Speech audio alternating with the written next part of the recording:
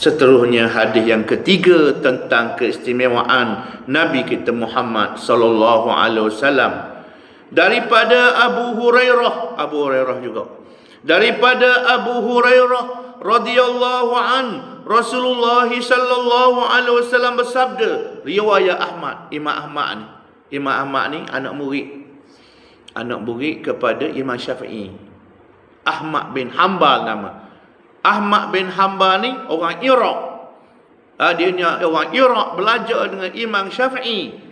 Imam Syafi'i sayang ke anak murid dia ni. Satu hari Imam Syafi'i kata dalam syair dia, uhibbus salihin wa lastu minhum. Kata Imam Syafi'i, aku kasih kepada orang-orang saleh.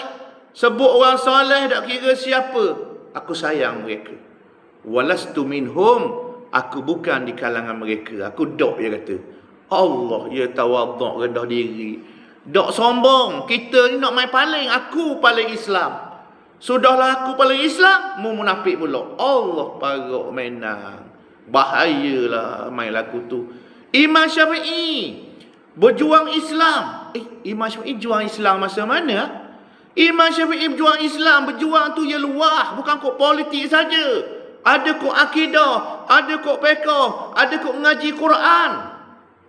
Macam ada orang mengajar Quran, qiraat, makhraj apa, itu berjuang Islam juga. Kita dok faham kok politik saja juang Islam. Juang Islam ni luah.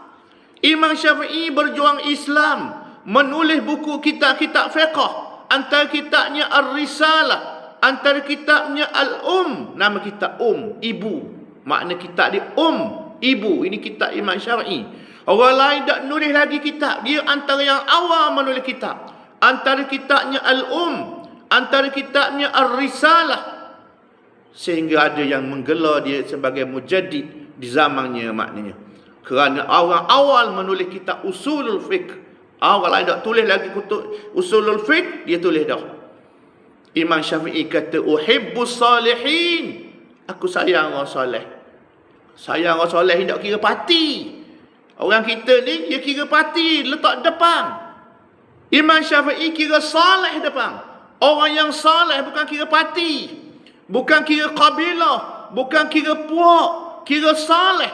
Aku suka orang saleh. Tak kira mazhab mana, parti mana pun. Sepatutnya tok guru, ulama mengajar gitu. Baru ada bala. Baru kita rasa kita bukan paling Islam. Orang lain Islam juga. Apabila kita ajar lagu tu, kita Islam orang lain dok jadi. Imam Syafi'i kata, uhibbus salihin. Aku suka orang saleh. Aku bukan di kalangan orang saleh. Apabila Imam Ahmad anak murid dia dengar, anak murid dia kata, anta tuhibbus salihin. Mung suka orang saleh. Betul. Dia jawab syair Imam Syafi'i, anta tuhibbus salihin. Mung suka orang saleh. Tapi wa anta minhum, tapi mung orang saleh juga. Imam Syafi'i kata, dah aku bukan orang saleh. Imam Ahmad kata, mung suka orang saleh betul, tapi mung juga orang saleh. Comel Imam Ahmad dan comel Imam Syafi'i rahimahumullah. Kata Nabi SAW, innama bu'istu liutammima salihal akhlaq. Nabi kata, sesungguhnya aku diutuskan untuk menyempurnakan keelokan akhlak. Dalam Nabi duduk berjuang, dalam Nabi duduk berdakwah, dalam Nabi dia mengajak kepada Islam, Nabi bawa bekal dia, senjata je ialah akhlak. Bukan main marah-marah, bukan main gelar-gelar, bukan main bala-bala. Dia bawa ilmu, dia bawa akhlak sekali. Bawa akhlak sekali. Kalau nak pergi perang, bawa senapang lah. Kalau nak pergi perang, bawa senapang, bawa senjata nak bunuh orang. Hak ni apabila berdakwah, Tuhan beri keamanan. Kita di Malaysia ni aman. Aman dah aman, boleh maki pemerintah. Boleh maki. Saya masa belajar di Mesir dulu, sampai yang kata maki, pergi semak Kedah je kata ke Perdana Menteri dia. Gak lalu. Gak tuan Kedah tu SB juga. Belang-belang nyapu-nyapu. Dia ajak sembang, kita sembang. Contoh, kita kata ke Perdana Menteri dia, Husnil Mubarak masa tu jahat sungguh. Kita kata baigak kita. Orang Arab tu memang kena dah. Syria begitu juga masa Hafizul Asad dulu. Hafizul Asad. Patut dia ni Bashar anak dia. Allah kena. Tak boleh. Memang kata tak boleh suka maki maknanya.